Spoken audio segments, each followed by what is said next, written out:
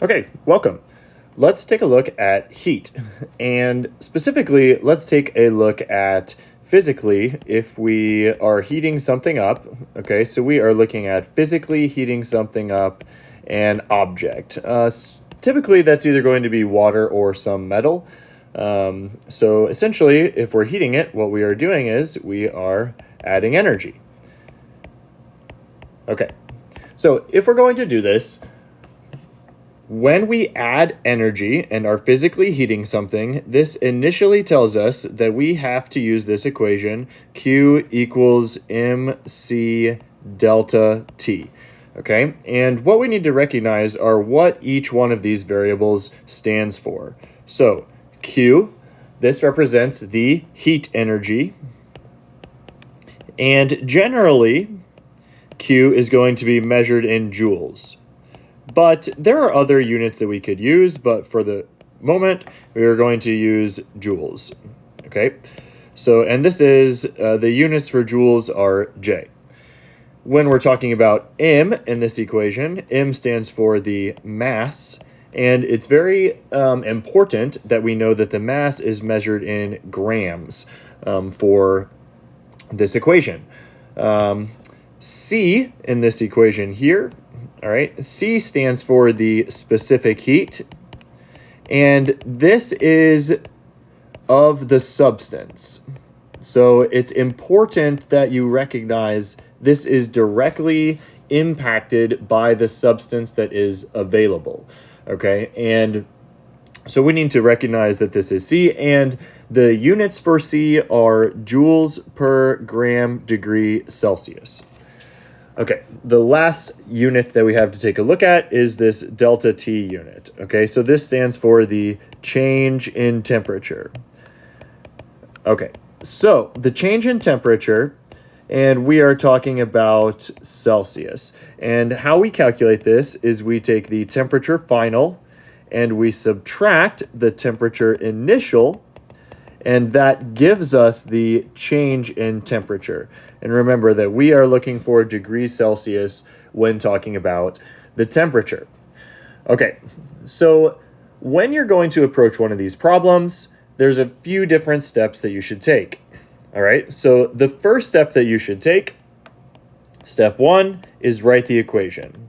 Okay, that is always the first step, write the equation. Step two, that you need to do when you are attempting to solve these equations is you need to identify what you have. Okay, so identify known variables. Identify known variables. And then we can do step three, which is substitute and solve. So we will just use the Algebra 1 skills. So substitute and solve. And generally, once we can locate what every one of these variables represents, we can solve the problem. So let's take a look at just a basic Q equals mc delta T question, and we're going to go through these steps. So here is example problem 1.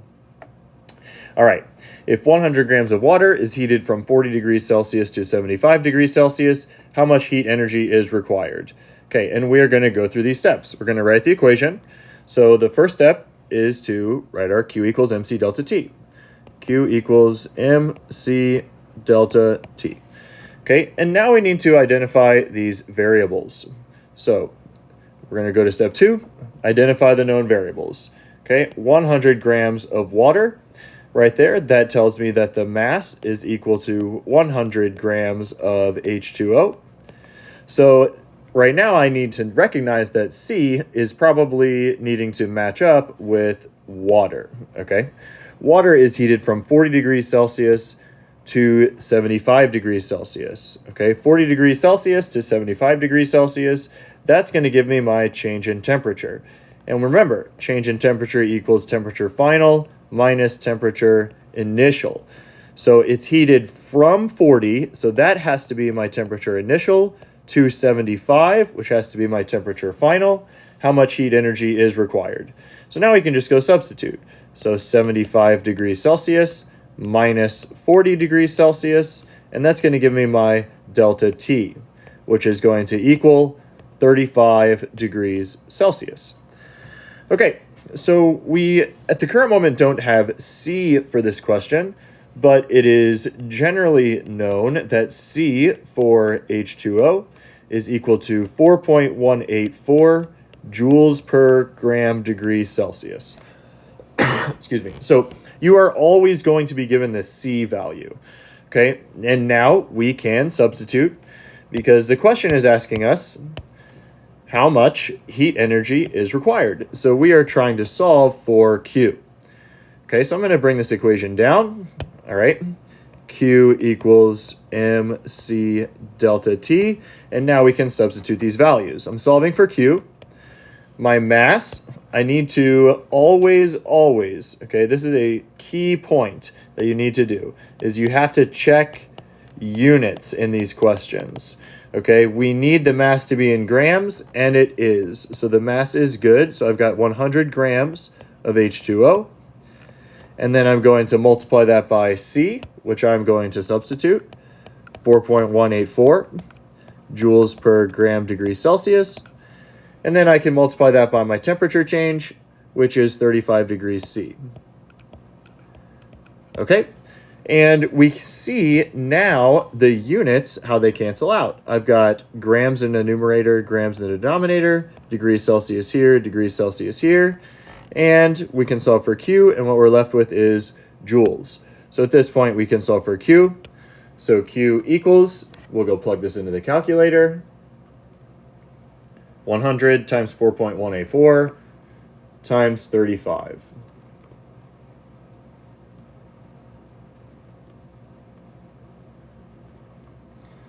And this gives us 14,644. And then this is in joules. And that is how we solve a Q equals mc delta T question. Now, you don't always have to be solving for the heat. You might have a question that asks you to solve for the temperature change, okay? In which case, we just do the same thing, okay? So we just go through the same steps. First step, formula. Second step, variables, okay? Write your known variables.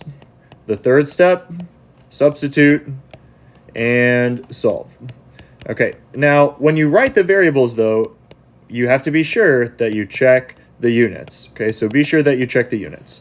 All right, so go ahead and pause this video, and then why don't you try and solve it and come back and see if you solved it correctly. Okay, so we're gonna follow this process. Q equals mc delta T. It's asking me how much heat energy is applied, or it's giving me the heat energy applied, and it wants to know how much is the temperature going to increase. Okay, so we're solving for delta T. So I'm going to list my variables. Q equals, I've got the joule value right here. That's Q. So Q equals 5,000 joules. I have a mass right here, 150 grams of copper. M is equal to 150 grams of Cu. Okay, and then remember, C is generally going to be given in a question. So you have to be given the specific heat of copper in order to solve this question.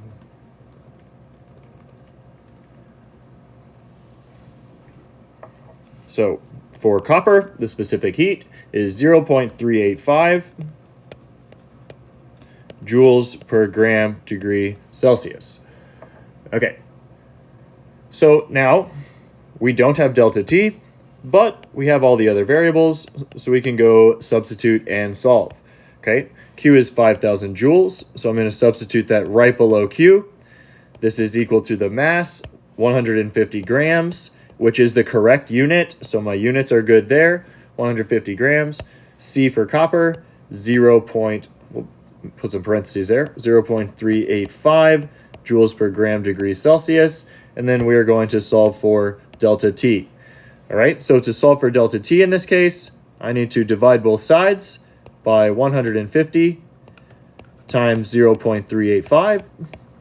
So I will do the same thing on this side, 150 times 0.385. Okay, and this is going to give me my value for how much the temperature changed by. Okay, it's important that you recognize that this is how much the temperature changes. Okay, it's not necessarily the initial or the final. Okay, it's giving us the overall change of this temperature. Okay, so we can take 5,000 and we can divide that by 150 times 0.385, and we end up getting the solution to be 86.6. Okay, so the change in temperature is equal to 86.6 degrees Celsius. Okay, I hope this helps get you started on solving Q equals MC delta T questions. And